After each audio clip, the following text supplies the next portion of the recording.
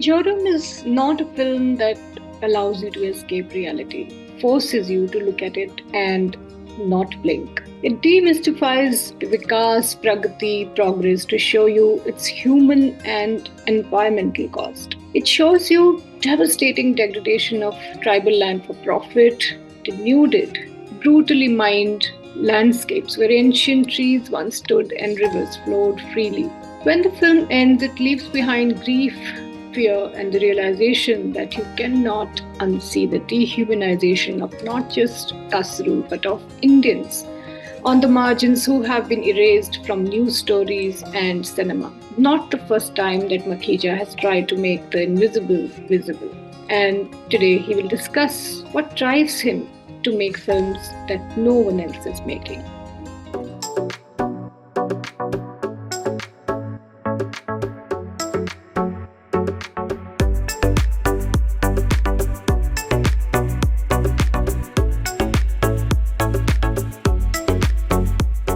Devashish Makhija, welcome to my space. And as I was just telling you, it would be impossible to talk about your body of work in just one interview because you're a director, you're an author, you're a writer, you're so many things. But even before I start talking about the film that your most recent film, Joram, which I really, really want to talk about, I want to mention All We Imagine as Light Hmm. and Payal Kapadia's triumph. And in fact, I came to know about her win from your Facebook page. And I Yeah, wanted to know what this triumph means to you personally, because I know it affected you deeply. What it what did what did it mean to you? many things. I mean, if I have to start chronologically and not in the order of importance, I'd start with the FDI protests. And in 2015, here was a group of students, and they were probably the first group of students that got targeted by the system.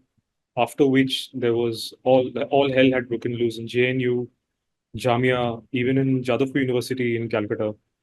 And here was a bunch of students who were so unafraid to just stand for what they thought defined their journey as artists or as citizens.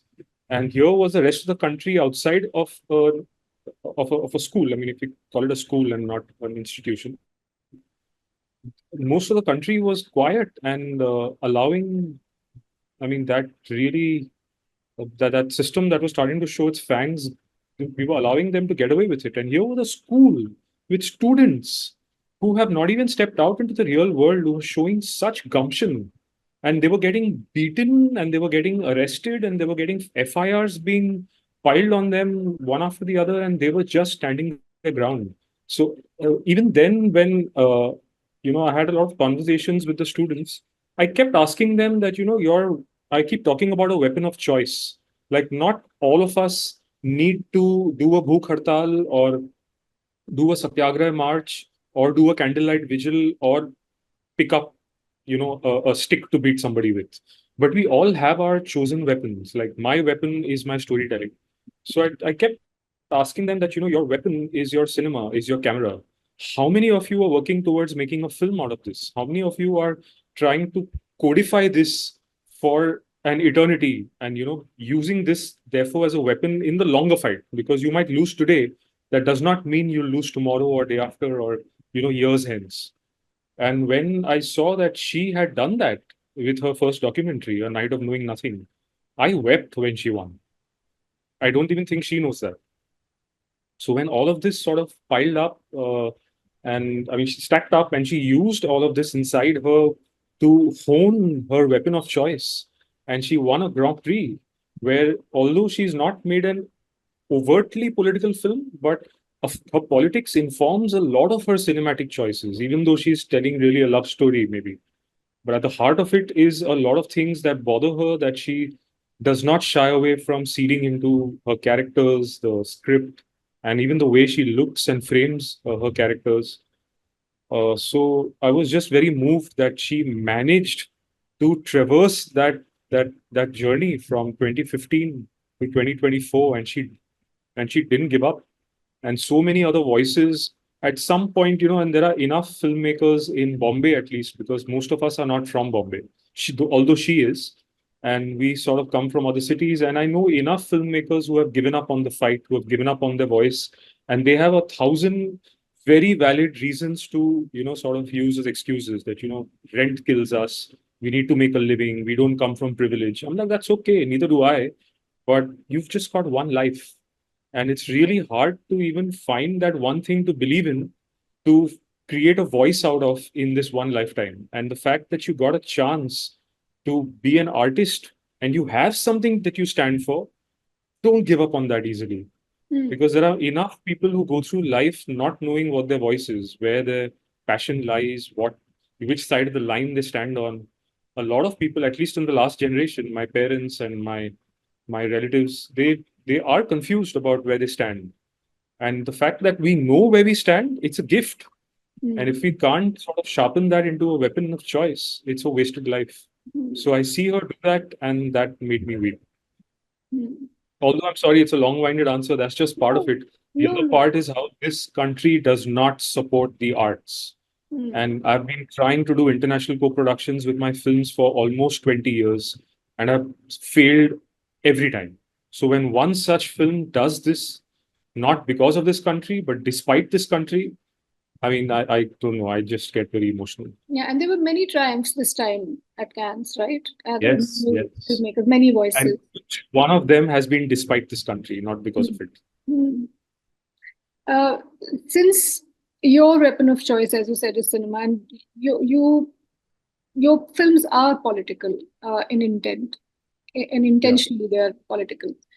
Do you think that post-election there will be a shift or no shift in the way films are being made in the current environment? Do you see anything changing at all?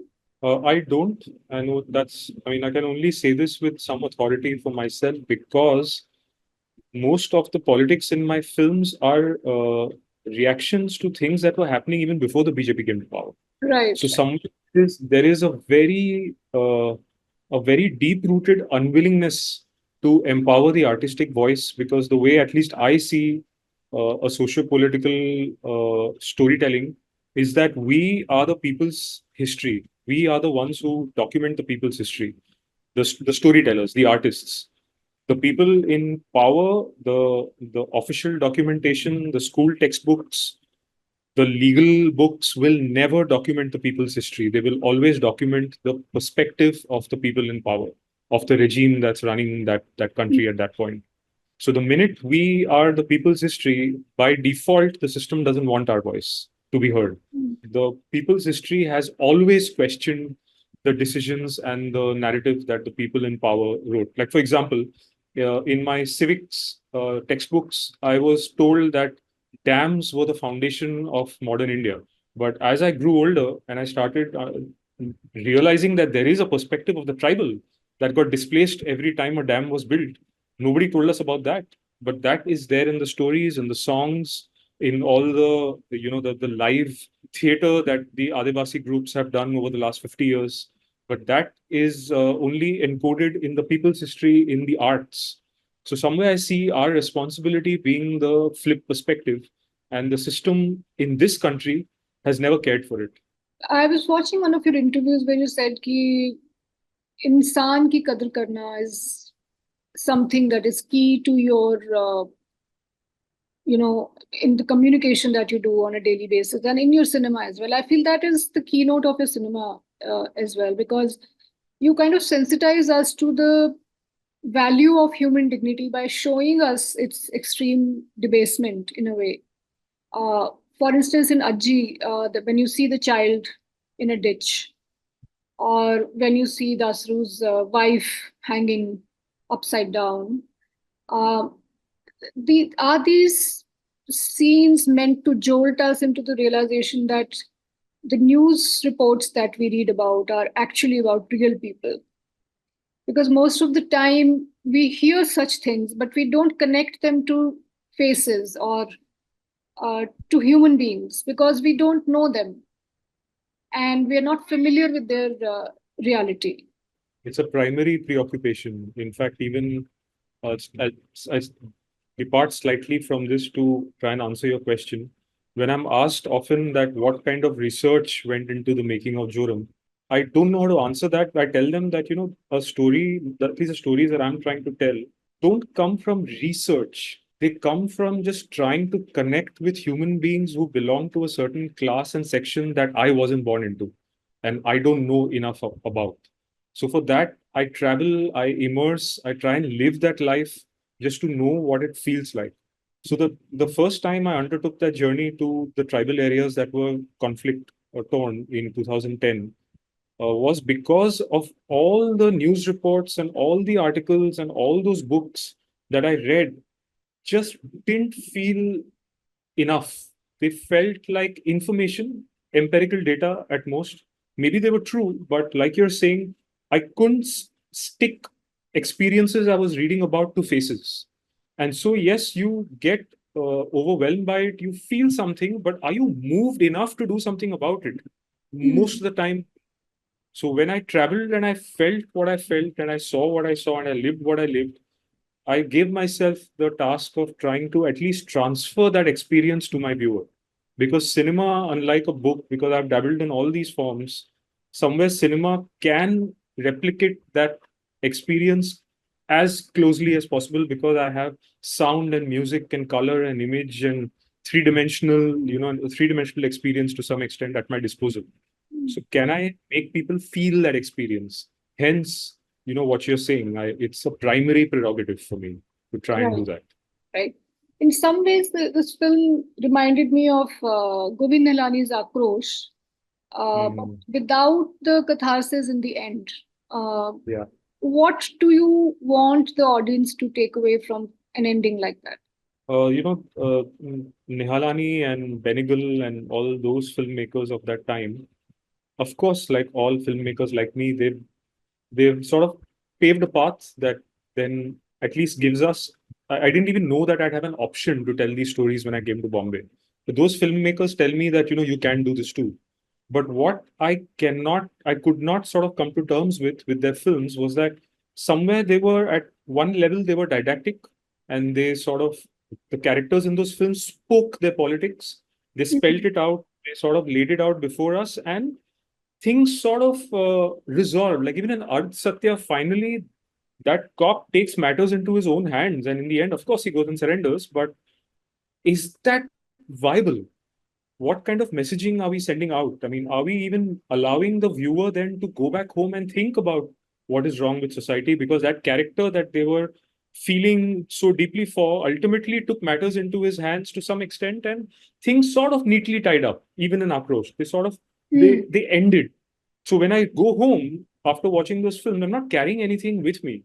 So I try to not resolve and to leave incompletions, just to not leave a lot of threads and just leave them unraveled. So you go home and now you're haunted. I'm hoping you're haunted by it, and you think about how you want to ravel them because I can't ravel them for you. I can't ravel them for myself. So when Ajji, for instance, takes matters in her own hands, Yeah. are you talking about the fact that when the power dynamic is unequal, then if people are pushed to a certain point, they will Yeah. react? Is that the point you're It, making there? yes. And also after that, when she went home, there was an increasing distance between her and the little girl. And she sees that her actions have isolated her. There Hmm. is a little family unit, and she's now on the periphery of it. And I'm hoping people caught those subtle codes that now she will further and further go out of that orbit. So Hmm. at what cost was what she did? Great. Yeah. I've not seen Oonga, but I saw a trailer of that. So is Joram like a continuation of the themes that you explored in that? Yeah, not a continuation, but yes, almost identical themes. And Unga was a fractured film. I had had many false starts, many films that I had even started shooting that got shelved over a period of almost 10 years. And Oonga was the first film that I found an independent producer for that got made. But my producer got very, and I speak about this very publicly in the last few years, but I was pretty. I mean, I was so scarred that I couldn't speak about it for a while. I didn't end up with a film that I set out to make. So I distanced myself from the film, but I converted that into my first young adult novel. I wrote my Yes. version of the story, Yeah, I and saw that. Yeah. yeah, so that did pretty well. So, but there were those themes were inside me, and I hadn't been able to manifest them as the film that I could call my own. So Joram is that. Hmm. Is there any specific reason that you chose a woman as an antagonist in Joram? Yeah, interesting. So I wrote this script in 2014, in fact, right after I made and lost Oonga. But in that, Babulal Karma, who is the dead husband and the statue in Joram, was the villain.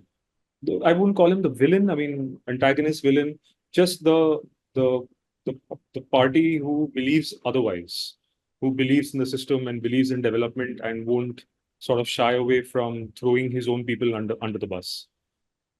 And for a few years, it was that version. It was pretty much men against men.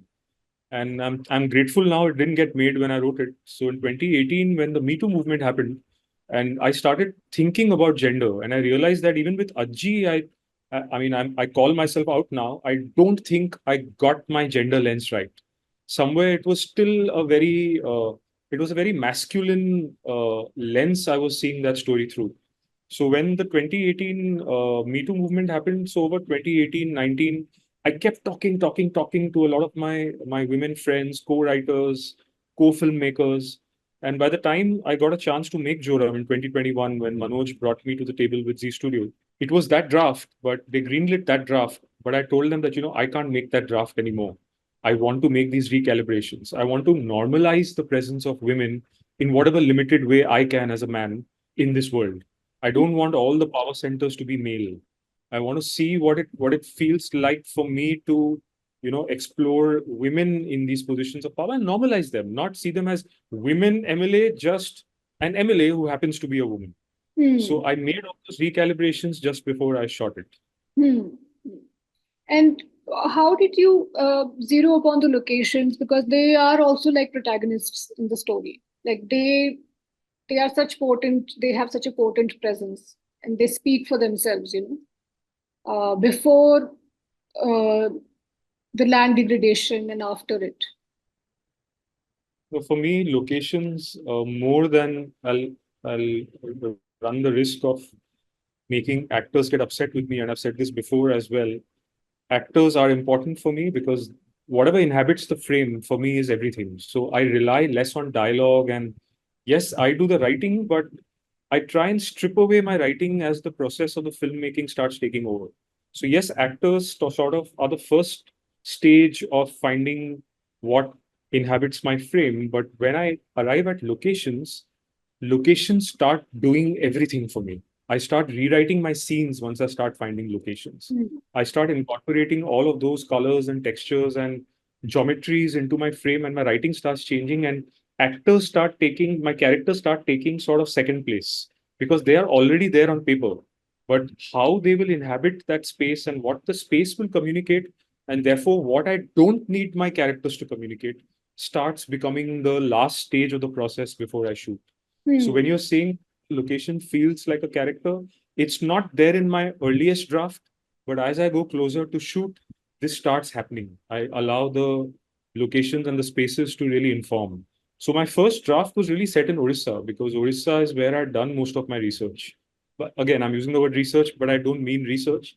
My travels and what I assimilated was mostly Orissa. So Oonga is set in Orissa as well. That film was half Odia, half Hindi.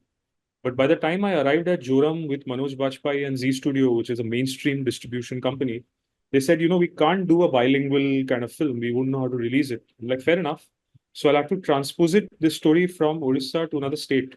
So what happened as a result is that Orissa is bauxite mining. It's aluminium. Hmm. And that the kind of wasted landscape that you see in Orissa is very different from the landscape you see of iron ore mining, from which you get steel.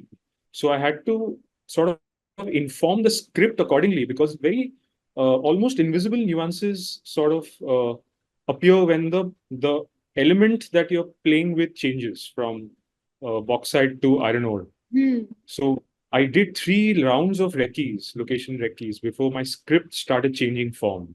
I've seen the behind the scenes footage of the shoot. How tough was it physically for Manoj Bajpayee and the baby, of course? I mean, I was always looking at the baby and wondering what it was going through, during this audio.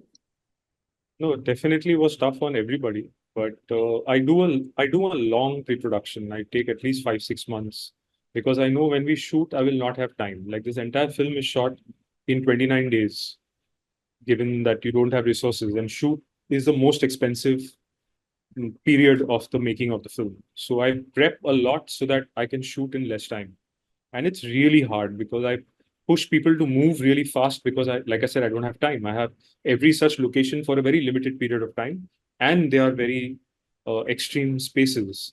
So yes, it was hard on everybody. It was hard on Manoj, and for the baby, we had planned it so meticulously that it's almost shot to shot. Like when there is a shot where there's a reaction, it's the real baby. Otherwise, it's a prosthetic dummy baby. So Okay. almost 90% of the time he's with a dummy because I couldn't risk Hmm. having a 3 4 month old baby being subject to that kind of movement. Yeah. So just assured all that time it's a dummy baby.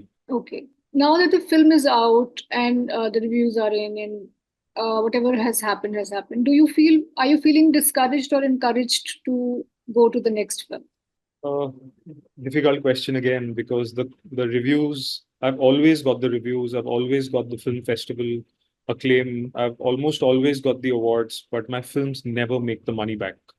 And that is always an obstacle for me when I'm trying to set up the next film because it happened after Ajji, happened after Bhonsle. It's happening all the more after Joram because Joram also infamously made it to the news for having lost a lot of money because it came a week after Animal.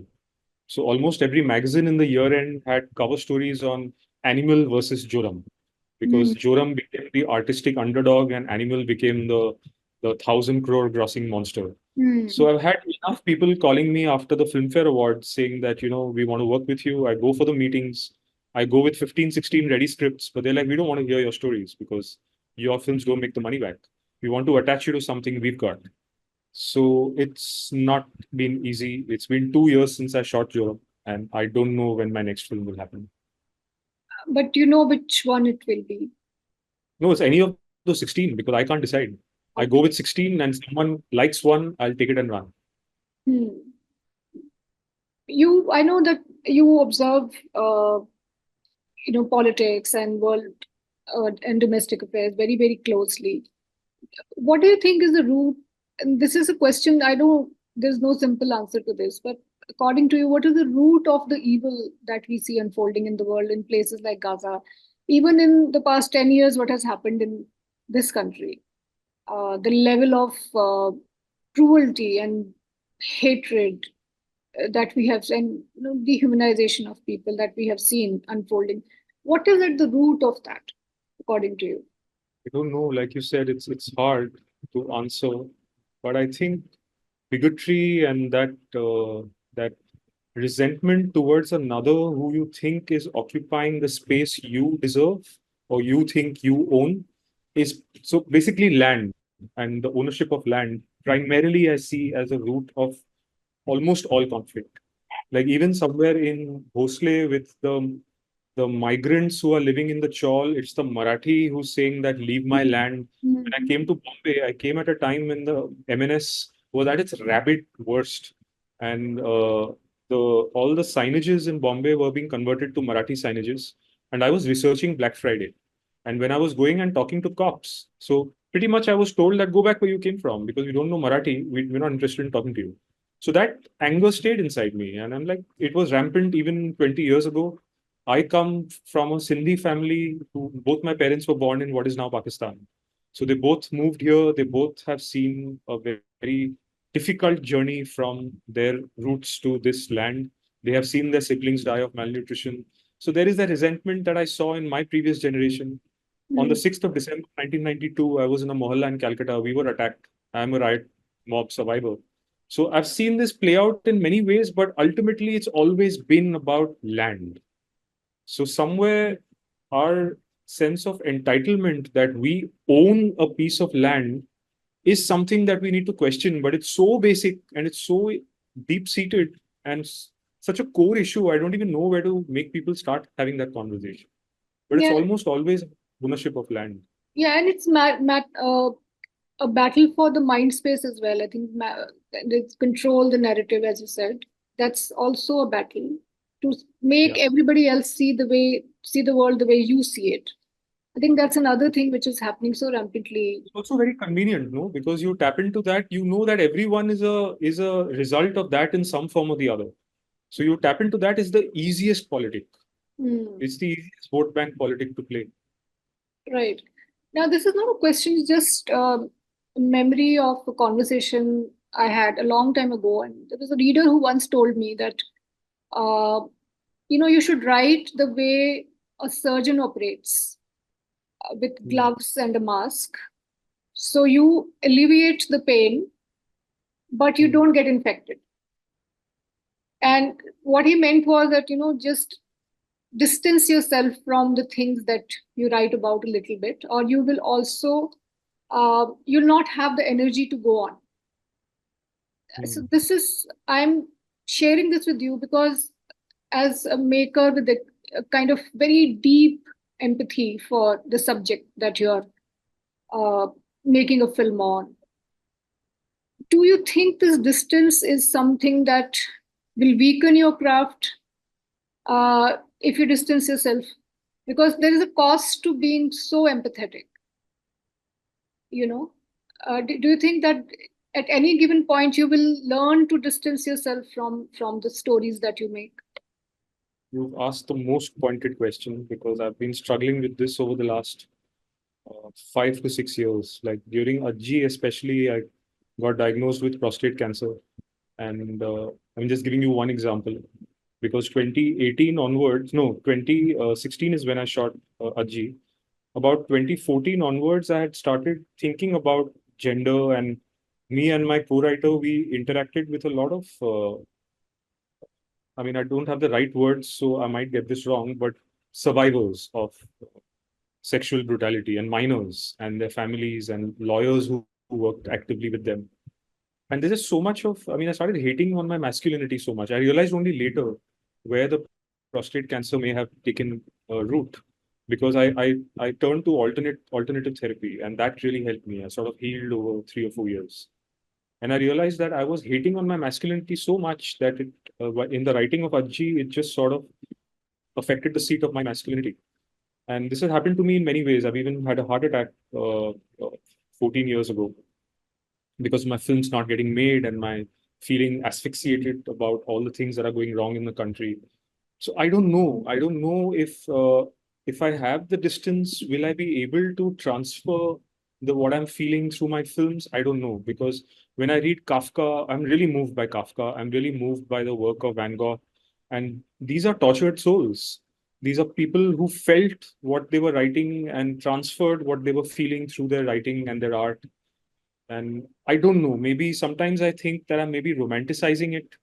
Maybe there is another way to do it. But in the years leading up to now, I couldn't find that other way. So I Hmm. would like it, but I don't know it.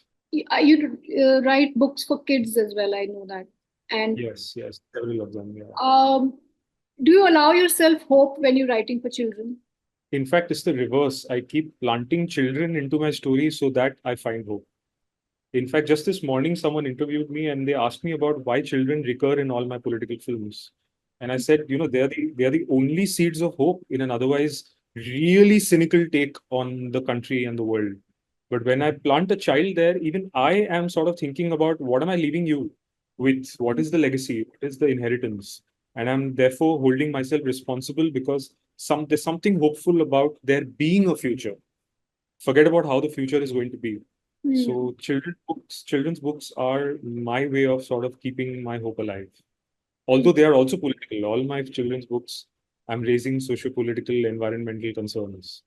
Before I end, I also am curious to know about your first cinematic memory, so to speak, which kind of triggered this love for cinema in you. Do you remember anything at all about that? Like your I do, first, I do. yeah. It's a very specific one, and I don't love cinema. Oh, you Firstly, don't. I'm not very excited about watching films. I don't, when I go to festivals, I only go where my film is playing. I can't do the three, four films watching on a trot. I watch about a dozen films a year. And I Hmm. really curate what I watch just so that I'll take away something academically and may become a better filmmaker. But otherwise, the medium as a viewer for me is it's too passive an experience. Everything sort of laid out for me. There's no room for my imagination to step in, Hmm. which I like every other medium over cinema. I love my music, I love my art, I Hmm. love my reading. I don't really love cinema. But there is one incident that sort of made me consider coming and making cinema. So I in Calcutta, I had tried many things. I was studying economics, and it didn't do it for me. So then I quit. Then I joined advertising. No, I was a crime journalist for a couple of months, and I quit. Then I joined advertising, and I met a friend of mine there who was my fellow copywriter, who was a film maniac.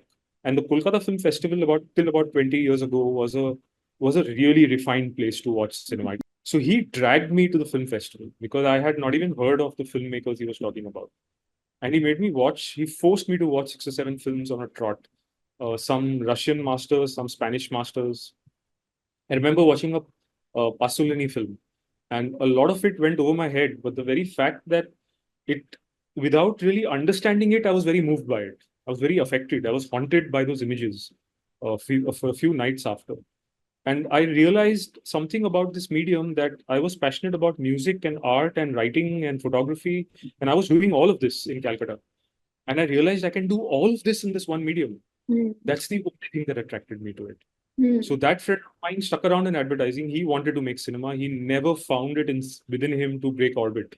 And Hmm. I left everything, got into an unreserved compartment, and landed in Bombay. Hmm. So I owe that leap of faith to him. His name was Nilanjan, Hmm. and in the pandemic, right after the pandemic, he hung himself.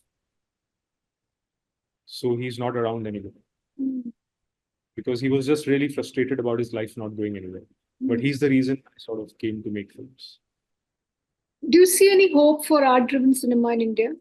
Again, difficult question. I mean, the hope is in people like Payal, but oftentimes the people who really make it and who keep fighting the fight have to do it outside of the Indian framework, even if the stories that they're telling are Indian. So that's probably the only way. It's been the only way the last 30, 40 years, and it Hmm. may continue to be the only way because this government and maybe the governments that follow will not really put money in the arts. NFDC till the 90s was doing something, but every passing year, the number of projects they were Hmm. backing were dwindling. And I mean, the biggest irony is that we're probably the only country in the world where cinema comes under the Information and Broadcasting Ministry. Go to the film markets, whether in Berlin or Venice or Cannes, all those countries are coming under the Art and Culture Ministry. And they come to the table and they get confounded. They're like, why are we talking to the Information Broadcasting Ministry? We're Hmm. not doing TV, we're doing film. So there is no conversation that can be had. Hmm. There are any mainstream filmmakers at all in India whose work you like? Again, I have trouble defining mainstream, because a lot of people, sorry, I'll just take a step back because I've had these conversations even with friends, and I just don't know how to fully segregate the two because mainstream, I'm guessing if you simplify it, it's the filmmakers whose films make money. But then there are people who consider, No, yeah, what I mean is filmmakers whose intentionality as well as commercial, uh, sense, I don't know how to define that, kind of blend and make popular films. yeah, I mean, again, I'm going to struggle because in Bengal, for example, Satyajit Ray was a popular filmmaker. He was a mainstream filmmaker. Ritik Ghatak was art house Mm. because Satyajit Ray's films had, some of them had songs and some of them were about an opulent class that was aspirational. So it's really hard for me to answer this. But if I know where you're coming from, but I'd be hard pressed to find a mainstream filmmaker in the Hindi paradigm operating right now who I would idolize because a lot of them, like back in the day, a Manmohan Desai or a Raj Kapoor, or to some extent even a Manoj Kumar, whose films are fairly terrible, but you can't deny a certain voice there. There is a very, like, in the way Manoj Kumar is to shoot his songs. Mm. I've never seen songs shot like that before or after Manoj Kumar. So each of those filmmakers had a voice. So when I was watching any of their films, within 5 minutes you knew that this guy is almost sitting in the room with you. There is nobody else could have made this film. I don't, outside of a Raju Hirani to some extent, I don't see too much of that happening right now. Almost everyone is template.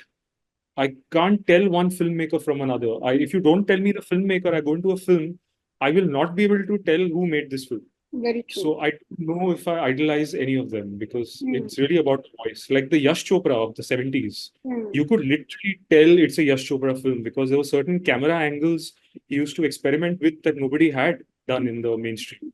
So I've watched a fair bit of it to understand where I can place myself. So I stopped idolizing them over the last 20 years because I couldn't tell one from the other. Mm.